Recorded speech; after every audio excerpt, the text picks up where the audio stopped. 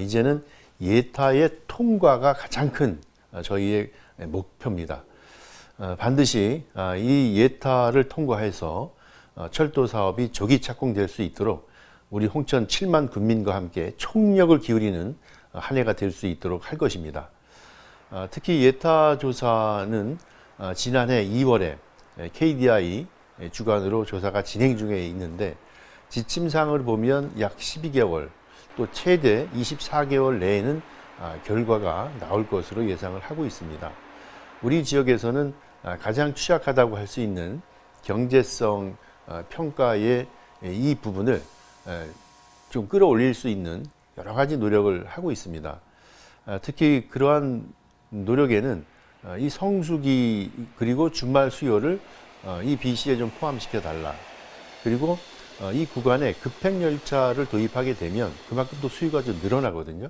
이런 부분은 이제 경제성 평가에서 저희가 필요한 부분이고 또 이 정책성 평가도 이제 함께 하는데 이 정책성 평가에는 우리가 지난해에 선정된 바이오 특화 단지나 또 기회발전 특구 선정된 것들 이런 것들도 반영을 저희가 요구하고 있습니다. 용문홍천광역철도는 지난 2007년 정부 예비타당성 조사에서 한 차례 고배를 마셨습니다. 경제성 부족이 이유였는데 18년 뒤 현재는 상황이 많이 달라졌습니다. 이어서 박명원 기자의 보도입니다. 총 사업비 8,400여억 원. 서울 청량리를 지나 경기 양평과 홍천으로 이어지는 총 연장 32.7km 철도. 홍천군과 영서 내륙의 수건인 용문홍천 광역철도 사업입니다. 지난 2007년 정부 예비타당성 조사에서 탈락한 뒤 별다른 진척이 없었습니다. 당시 탈락 사유는 경제성 부족. 역을 만들어도 이용할 사람이 많지 않고 투자 가치가 없단 겁니다. 최근 정부의 이 같은 기조가 큰 변화를 맞이했습니다. 예비타당성 조사에 지역 균형 발전 평가 비중이 강화됐기 때문입니다. 지난 1월 강원 남부권 수건인 영월삼척 고속도로 사업이 대표적인데 경제성 부족으로 28년간 지지부진하다 지역 균형 발전 기여도 등 종합평가에서 0.578점을 받아 기준점을 통과했습니다.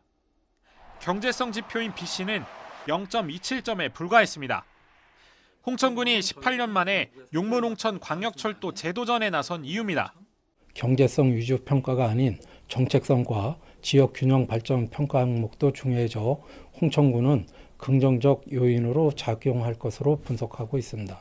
군부대 장병 이동 편의와 수도권역 생활 인구 수요가 특화 항목에 평가 반영될 수 있도록 경제성 확보를 위한 조치도 강화했습니다. 지난해 선정된 기회발전 특구와 바이오 국가 첨단 전략산업 특화단지 유치 등 다양한 첨단 미래전략 산업과의 연계성을 강조한다는 전략입니다.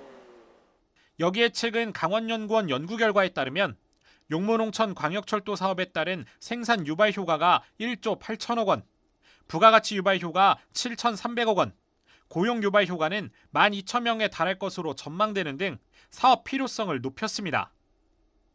용문홍천 광역철도 사업은 지역 경제에 이어 수도권 접근성 향상에 따른 지역균형 발전 강화에도 역할이 기대됩니다. 정책적인 측면과 지역균형 발전 측면에서 상당히 중요한 포지션을 차지하고 있는데요. 특히 이제 영서 지역의 바이오 클러스터 혁신의 거점 조성이라든가 또 국가 균형 발전의 한 측면에서 가장 중요한 역할을 하는 문안 철도라고 할 수 있습니다. 18년 만에 정부 예비타당성 조사 재도전에 나선 홍천군. 경제성 확보와 지역균형 발전 강화를 무기로 이번에는 예비타당성 조사를 통과할 수 있을지 주목됩니다. 지원뉴스 박명원입니다.